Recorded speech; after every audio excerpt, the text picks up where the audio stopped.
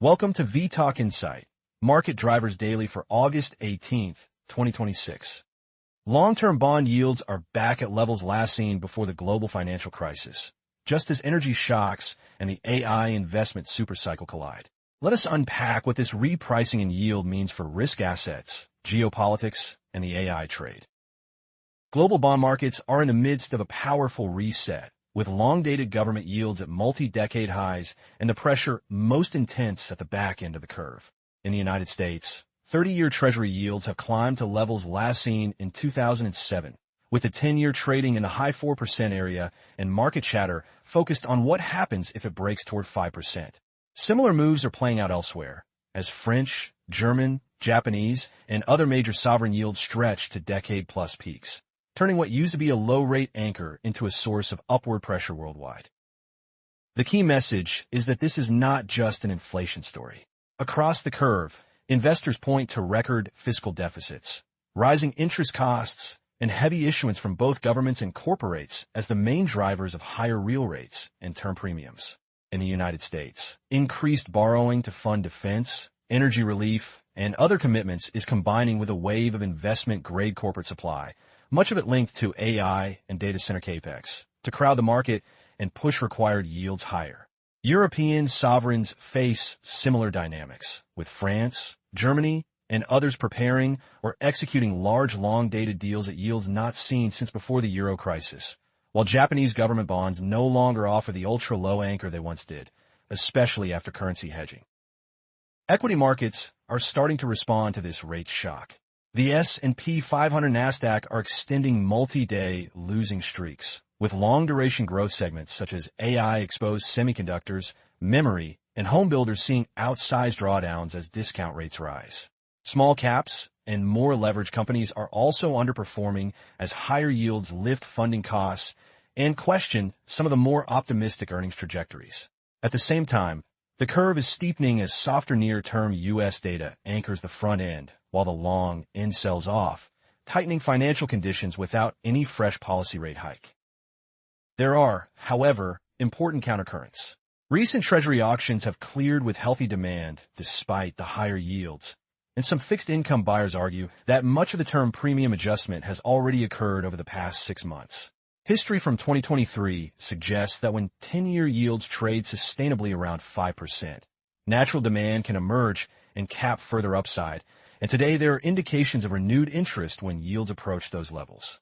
In addition, parts of the market see the latest move as driven more by uncertainty about the Federal Reserve's long-term inflation strategy and communication than by an unanchored inflation spiral, which leaves room for clearer guidance to stabilize the back end over time. The main signposts from here are whether 10-year yields make a decisive break above 5%, how investors absorb record upcoming supply, and whether higher financing costs begin to bite more meaningfully into earnings expectations. Many of those pressures are being amplified by geopolitics and energy, which is where we turn next. Geopolitics and energy remain tightly intertwined, with the Middle East once again at the center of market attention. Renewed hostilities and the collapse of the United States-Iran truce have led to attacks on vessels, erratic tanker movements, and repeated disruptions around the Strait of Hormuz and the Bab el-Mandeb choke point. Oil flows through these routes are running well below pre-conflict levels, and while millions of barrels per day are still moving, the reduced and less predictable throughput is keeping Brent crude above $90 and West Texas Intermediate around the mid-80s. More acute than crude itself is the stress in refined products, especially diesel. Crack spreads for diesel and gasoline have surged far above normal relationships with Brent. Refinery utilization in the United States is running in the mid-90s, and Russia's diesel export ban through year-end is tightening global supply just as winter demand approaches. Some African countries have been forced into emergency refined product deals at elevated prices, bypassing normal tenders, highlighting how shortages ripple through to emerging markets and raise questions about procurement practices. The result is higher transportation and input costs worldwide, feeding into inflation, depressing real incomes, and reinforcing the squeeze we just discussed in sovereign bond markets. These energy shocks are increasingly political. In the United States, elevated gasoline prices and an unpopular war are weighing on consumer sentiment and could matter for upcoming elections. while in Europe, the combination of high energy bills, migration pressures, and disinformation is testing the resilience of the Schengen framework and broader European solidarity. Options markets are reflecting this backdrop, with notable demand for VIX calls into September as participants hedge against a possible volatility spike around energy supply routes and geopolitical flashpoints. Yet there are also buffers. Some Gulf producers are offering alternative routes. Strategic reserves in major economies can be tapped if necessary. And global equity markets have, so far, shown a more muted reaction to Middle East headlines than in previous cycles, with sensitivity concentrated in regions like the United Kingdom and in energy-intensive sectors. The macro link back to yields and cross-asset pricing is direct. Persistently high oil and refined product prices are adding to near-term inflation risks, supporting higher bond yields, and contributing to a rotation in equity leadership toward energy and other defensive sectors, such as utilities, healthcare, and staples. Energy equities have recently acted as one of the few effective diversifiers, outperforming on days when both bonds and growth stocks sell off, while European indices like the Stoxx 600 show mild weakness overall, but clear outperformance from the energy complex. Looking ahead, the main risk case for broader equities is a dramatic and sustained surge in oil that significantly erodes corporate margins and triggers a hard landing, a scenario that has not materialized but remains a key tail risk. Whether that risk crystallizes will depend not only on geopolitics, but also on how the AI investment wave and its financing needs interact with this higher-cost energy world, which brings us to our final focus. Artificial intelligence remains the dominant structural theme in markets, but the narrative has shifted from pure enthusiasm toward the hard realities of financing and concentration risk. Hyperscalers are in the early stages of an enormous capex cycle, with multi-trillion-dollar commitments to data centers and AI infrastructure supporting robust demand for chips, power, and connectivity equipment over several years. This build-out is increasingly funded through record levels of investment-grade corporate debt issuance. And in recent months, AI-related deals have made up a substantial share of jumbo bond supply, often offering a yield premium over treasuries despite strong balance sheets and visible cash flows. On the equity side, revenue growth in parts of the AI ecosystem remains extraordinary. Anthropic's annualized revenue run rate has risen more than sevenfold in roughly a year to well above $65 billion, outpacing the early growth trajectory of prior tech giants and now approaching profitability on an adjusted basis ahead of a potential public listing.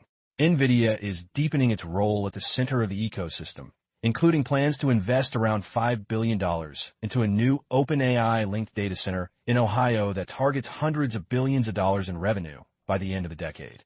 Such stories underpin the view that AI capex is still in its early innings and help explain why AI remains the dominant allocation theme across both public and private markets. At the same time, the AI trade is facing mounting scrutiny. Rising long-end yields are pressuring long-duration tech valuations, with chip and hardware names like NVIDIA, Intel, and Micron experiencing sharp pullbacks as discount rates move higher and investor appetite for richly valued growth moderates. Credit markets are beginning to reflect nuances as well, with concerns about circular financing and vendor funding in parts of the ecosystem leading to wider credit default swap spreads for some bellwether names compared with peers, even as most analysts remain overwhelmingly positive on their earnings outlook. Within AI platforms, leadership is fragmenting. The Anthropic-centered ecosystem is currently seen as outgrowing some rivals. Open source models are narrowing the performance gap in specific tasks, and enterprises are increasingly focused on multi-cloud, multi-model strategies to reduce concentration risk and manage rising token costs. Beyond markets, the real economy impact of AI is starting to show, but remains uneven. Enterprise deployments of AI agents and automation tools are delivering measurable efficiency gains in areas such as repetitive analytics and logistics, helping companies like online retailers and healthcare platforms grow double digits without commensurate increases in headcount. However, outside the tech and data-intensive sectors, broad-based productivity and margin improvements are still limited, and estimates that a significant share of the workforce could be displaced within a few years highlight the social and political risks around adoption. Regulatory clouds are also gathering, from potential taxes on AI usage to legal actions over training data and regional divergence in governance standards. particularly around robotic safety. The watch list now spans upcoming earnings from key AI hardware and software providers, the pace and pricing of new AI-related bond issuance, progress toward a potential Anthropic IPO, and any policy moves that could alter the cost calculus of automation. Against the backdrop of higher yields and volatile geopolitics, the AI supercycle is simultaneously a growth engine and a contributor to the very funding pressures challenging today's risk assets. To sum up, long-dated sovereign yields have broken into a new regime, driven less by short-term inflation data and more by deficits, heavy issuance, and rising term premiums, creating a tougher backdrop for long-duration assets. Geopolitical tensions, especially around the Strait of Hormuz, are keeping oil and refined product prices elevated, reinforcing inflation concerns and favoring energy and other defensive sectors as partial diversifiers. Meanwhile, the AI investment supercycle continues to power exceptional growth for core platforms and infrastructure providers, even as higher funding costs, richer valuations, and emerging regulatory risks increase dispersion within the theme. From here, the key signposts are whether 10-year Treasury yields test or break above 5%, how oil and diesel markets behave in a winter, and how AI capex and credit issuance evolve as macro conditions tighten. This video is for information only and is not investment advice. If you found this video useful, please like and subscribe to vTalkInsight. Alternatively, visit vTalkInsight.com to chat with our specialized AI market assistant and access the latest interactive market insights.